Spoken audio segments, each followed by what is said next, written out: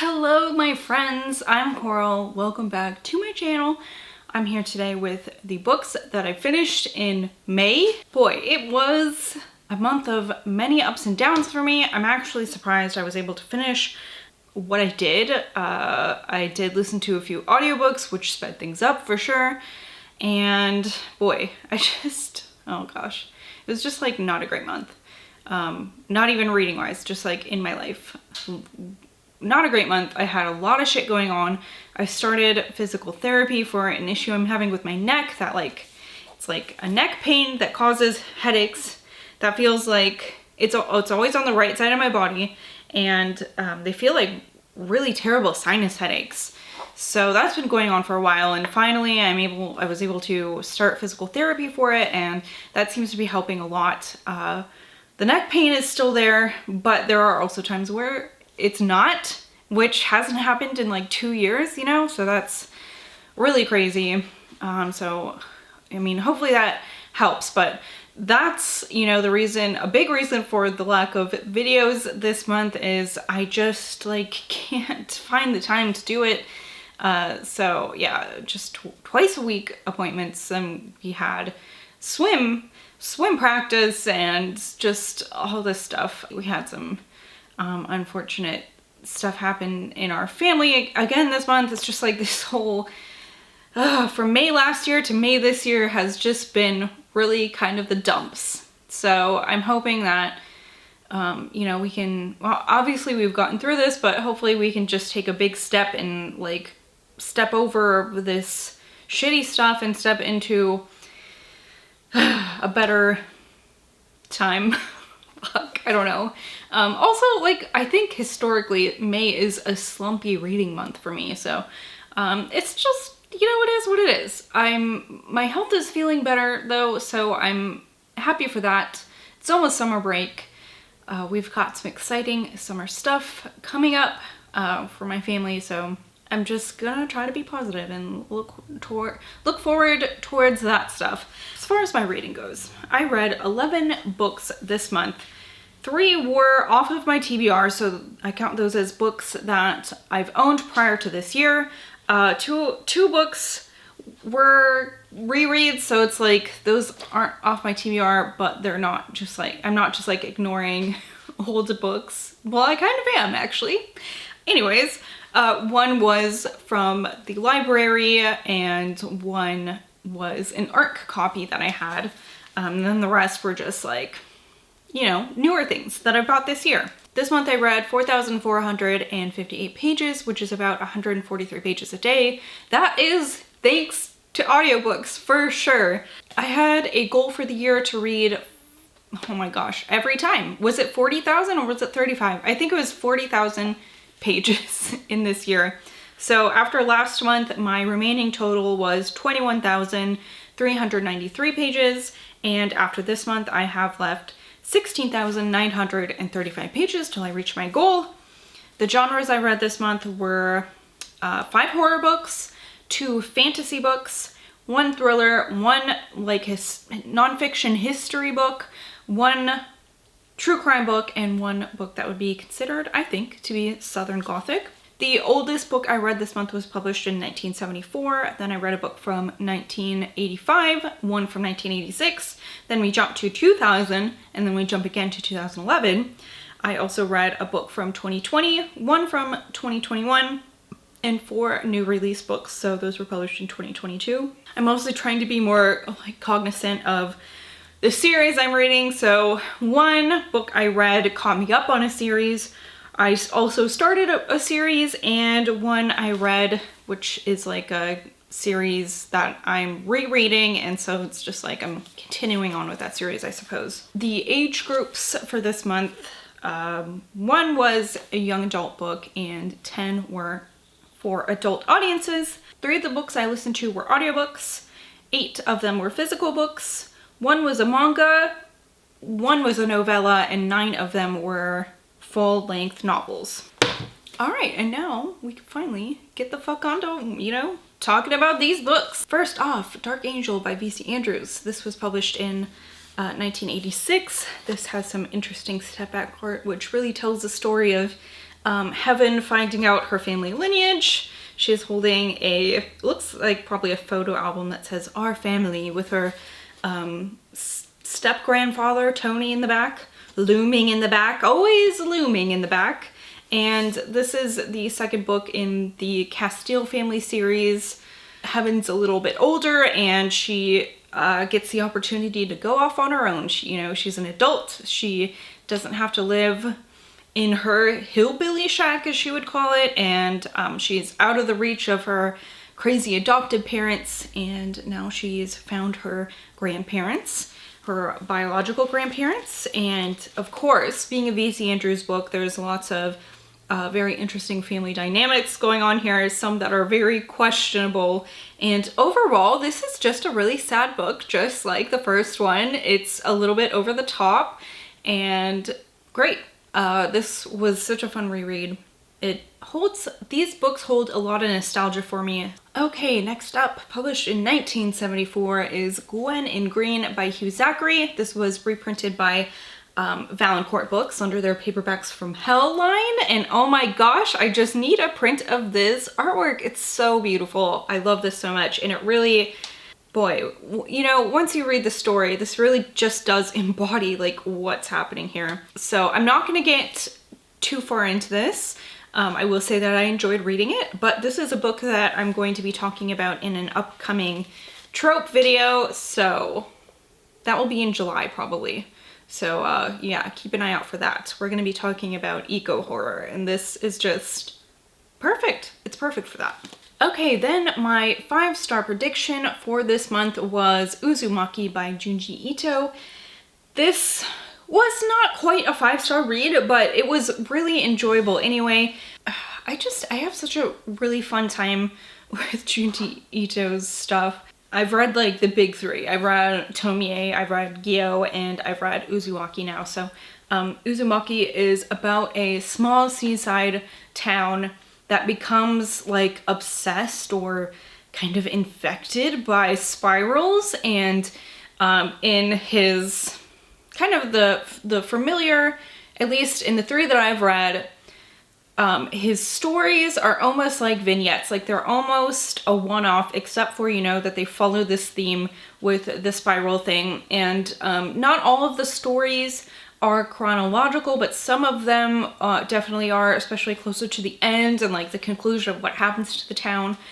And I liked this. I especially liked the main character's boyfriend, Shuichi. He's just like this teenage boy who just looks more and more like gaunt and ghoul-like as the story goes on. Like, he is the first one who's like, there's something wrong with this town. It's the spirals, and like progressively he just looks like more and more frazzled, and he's my favorite character for sure in this. I thought this was great. I didn't quite like it as much as I liked Tomie, but I thought this was really a lot of fun too, and they're just so readable, even though they're really, they're kind of, thicker. All right, next, a book that I'm not gonna go too much into because I did a more in-depth review on this, but this is We Can Never Leave This Place by LaRocca. And this was a novella that comes out in June, I believe, through Journalstone. Eric was kind enough to send me an e-copy of the ARC, but then like the physical copy that I pre-ordered came like a lot earlier. So I ended up reading that, and it was really such a great book. Make sure to watch my review on that. I'll leave the link in my description if you'd care to watch that.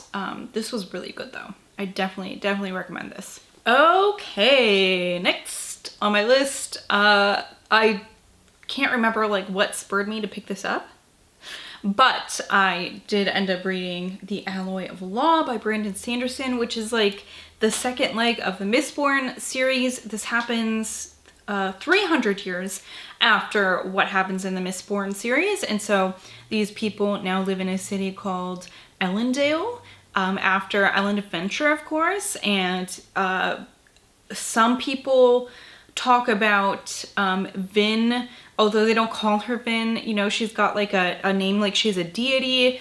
It's really an interesting world that he's set up, where it's like, it's almost not the same world, but it is. But it definitely feels a little more modern, but not quite like our world modern, you know what I mean? So this is about a man named Waxilium, and he is a former, like, lawman, I guess, and he moves into the city because his family house is in disarray after his uncle's death. His uncles kind of like squandered their fortune, and now Waxilium feels, you know, the call to kind of try to rebuild what his uncle squandered. And he unfortunately has a hard time staying out of his like lawman stuff. You know, he's like, well, I'm gonna put my guns away and I have to put that to rest. But then all of a sudden there are these robbers who are robbing like train cars and parties and things like that, and they mostly take money, but they're also taking these women hostage. However, the women, like, it's not a hostage situation where they ask for a ransom. It's like these women just disappear, and it's a little bit sinister seeming, like more than just a robbery. And Wax, you know, feels like he needs to get to the bottom of it, and he's got his trusty sidekick Wayne, who is hilarious. I really, really liked this. This was... I wasn't expecting it, I guess, you know? I wasn't expecting to like it this much. I wasn't expecting it to be so fun. It's a little more lighthearted than the Mistborn series was. I found this copy used, and you know, the person who had it before me, he's got really chicken scratch writing. I'm assuming it's a male. He has kind of more masculine handwriting, but it was really interesting to see his little annotations in here, especially at the end when there's something really interesting that happens and it's like, oh my gosh, that person, and you know, he had the same thought on that. That was really fun. It's one of my favorite things about used books is when they have little special things like that in there. So yeah, this was really great. All right, and I also listened to Skeleton Crew by Stephen King this month. This is a reread for me, probably my third time, I think. Yeah, I mean, it's a short story collection. I can't really tell you about the plot, but what I've been doing in my short story collections is highlighting my favorites, highlighting the names of my favorites so that they're a little more, it's easier for me to find them, and then I can look back on that and be like, what was that one that I really liked? And then also makes it easier for me when I want to tell you guys about it. So my favorites were The Mist, of course. I love that. The Monkey, The Jaunt, The Raft, Survivor Type, and Grandma. Those are my 6 most favorite stories in this. And like most short story collections, it's really hit or miss for me. I feel like I either really love them or like I just don't give a shit about them, which is unfortunate. So, you know, this isn't my most favorite King short story collection. Well, maybe my second favorite. I think Night Shift is probably my first favorite. But this is a good one, but it's not my favorite. And there are some stories in here that are really a snooze fest, you know, but also some really good ones.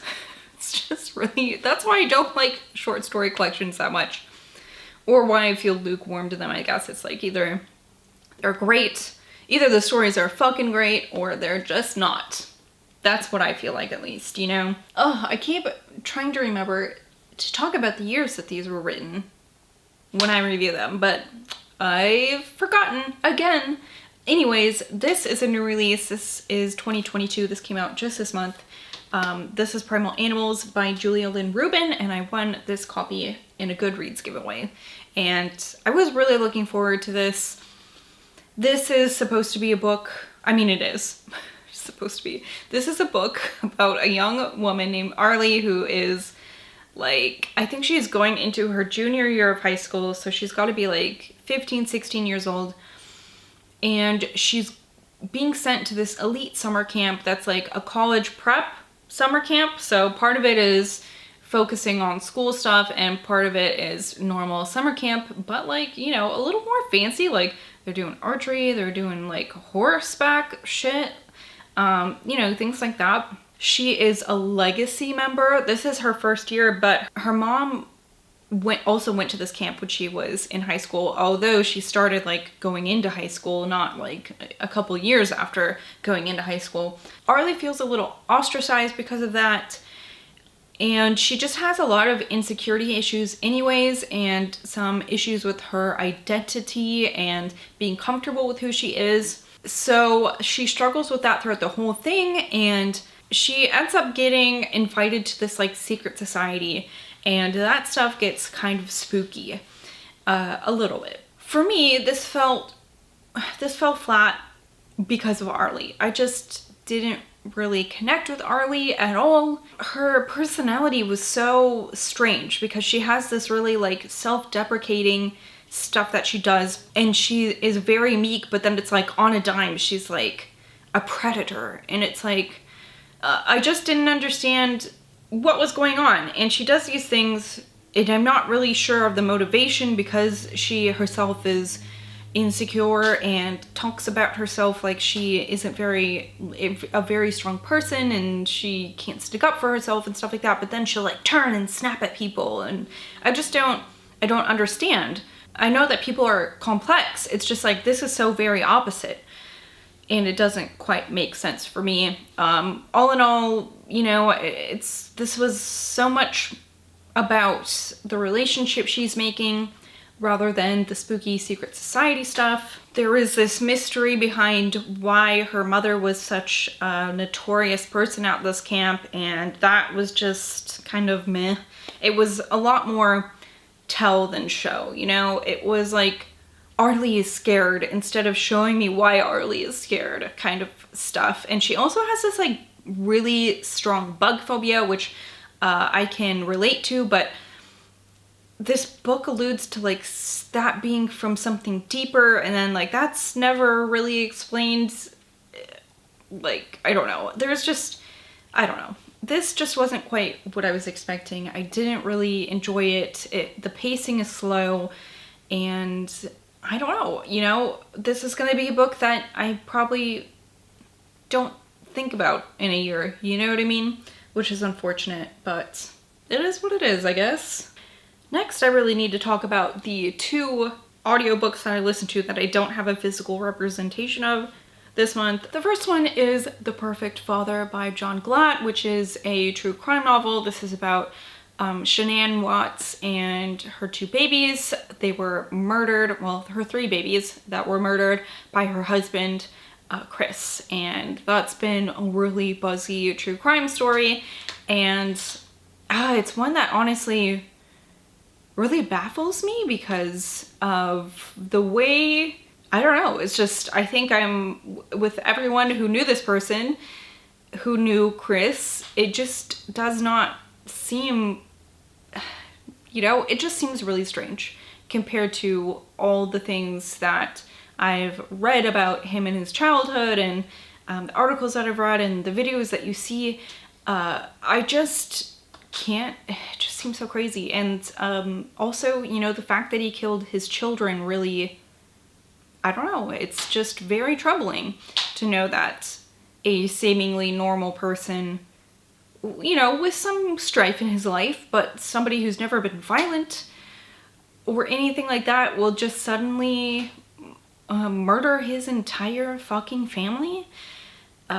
It's just really sad. And so this was by John Glatt. This was published in 2020, so just about, I think that would be about 2 years after the crime was discovered. Really, I think with John Glatt's books, there's not much more that he can tell me compared to, you know, what I've already read about it or what I've already seen about it. The only new stuff I think in here was stuff about Chris Watts and Shanann Watts' childhood. It doesn't seem like he does a lot of interviews, which I, you know, would like. I would like that. I think that's really compelling when their family members can tell this person specifically in their own words what it was like instead of, you know, what he's gathered from interviews that other people have done. So I've read, I think, 3 or 4 of his books at this point, and none of them really tell me anything new. So that kind of sucks. And I'm starting to think like maybe I don't need to read his books because they just tell me the same things that I already know, basically. But it wasn't like terribly written or anything. You know, it's just middle of the road. and it's a really sad book. I really honestly think that, I don't know, it's like, I don't want to get into anything too detailed because it's really horribly sad, but I think the way that this book describes how he murdered his children and how he disposed of their bodies, it's really kind of a tamed down version of what happens. And I think that that's terrible. Not that we need to be like greedy gorehounds about it, but it's like, can we really understand like how terrible this dude is without knowing what he did? It just makes me feel so icky. I don't know. I'm going on about this for longer than I expected to. So sorry. On to the next book. The other audiobook that I listened to this month was The Last Days of the Dinosaurs by Riley Black. And this was, oh my gosh, I couldn't stop listening to this. This is literally about leading up to, what the fuck was that? Did you guys hear that? Sounded like something landed on my roof. I'm home alone. This is terrifying. We don't have like squirrels and stuff really in our backyard. So what was that? Anyway. Oh, that's my cat in the closet. Anyway, Last Days of the Dinosaurs. This is about the days leading up to the like apocalyptic event that wiped out almost all of the dinosaurs. You know, we just don't really know why that happened, but we can postulate on what happened after that, and you know, why certain species lived and why certain species couldn't. And it you know, talks about not only like the impact, but also like the days leading afterwards up to like a century after. I mean, we don't talk about it like day by day, but like what happened the day after, what happened 10 days after, what happened a year, 10 years, 100 years afterward. And it's just, it was really interesting. If you like history and if you like dinosaurs, I think the way Riley Black writes about these dinosaurs is so compelling. It's like she's writing characters in a book and you're concerned for them and you're interested in them and you wish you had more from them, but unfortunately, you know, it just doesn't work out that way for the dinosaurs and the mammals who come after the dinosaurs and things like that. So it was really such a great read. The audiobook was great. It's a book that I'm gonna have to pick up a physical copy of because I want to, you know, look at it and reference it and stuff like that. It was really so great. Okay, 2 more physical books here. The next one is The Turnout by Megan Abbott. This is the first Megan Abbott book I've ever read, and I'm happy to say that I really liked this.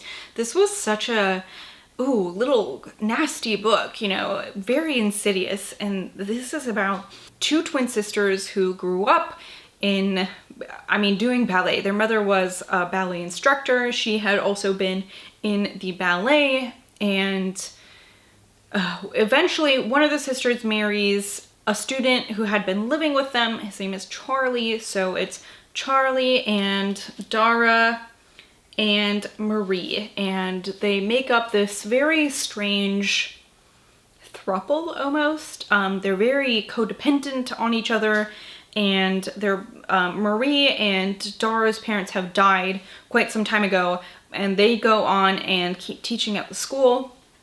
And unfortunately, something happens at the school and they need to remodel it.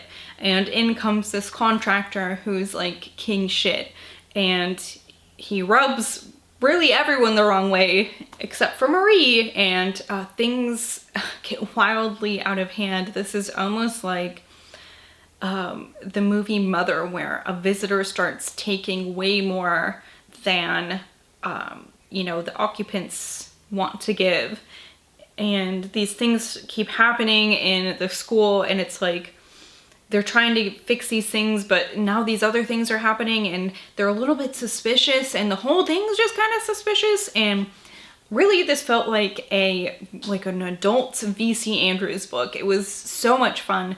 And what this starts out as isn't quite what it ends as, and it's just really a really fun read. And I really can't wait to read more of Megan Abbott's stuff. I'm so glad that I picked this up because it's wild. Last but not least, this is House of Sky and Breath, worst named book in the world by Sarah J. Maas.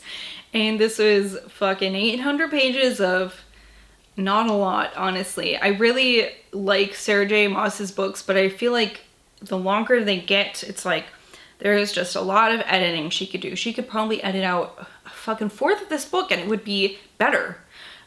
This is another one where, you know, they end up kind of doing some sleuthing like the first book, and it's just a lot of running around and a lot of stuff that is not very exciting. But then she fucking pulls together these endings that, I mean, if the endings weren't so good, I probably wouldn't be reading these books at all, because of how sloggy they are through the, you know, through the mid parts. But at the end, especially of this, it's like, what the like, I can't not read the next one. So, I mean, I'm gonna be reading the third book for sure. Holy shit. I mean, if you've read this, you know, this just changes everything. This changes everything. I can't wait to see what happens in the third book. Hopefully, the middle isn't as sloggy as it is in this. That's it then. Holy cow. Of course, I have these all available if you're interested in any of them on my bookshop.org affiliate page. I've got links for like my Scribd discount thingy that will give you 2 free months if you're a new member. I've got stuff for Libro FM if you want to check that out. I don't know. I've just got like links in the bottom. I'll also leave my link to my We Can Never Leave This Place review. And that's all I have for you today. So thank you so much for watching. I'd love to hear if you've read any of these and what you thought about them, if I've convinced you to read any of them. That's all I have though. Thank you so much for watching, you guys. I will see you next month. Goodbye!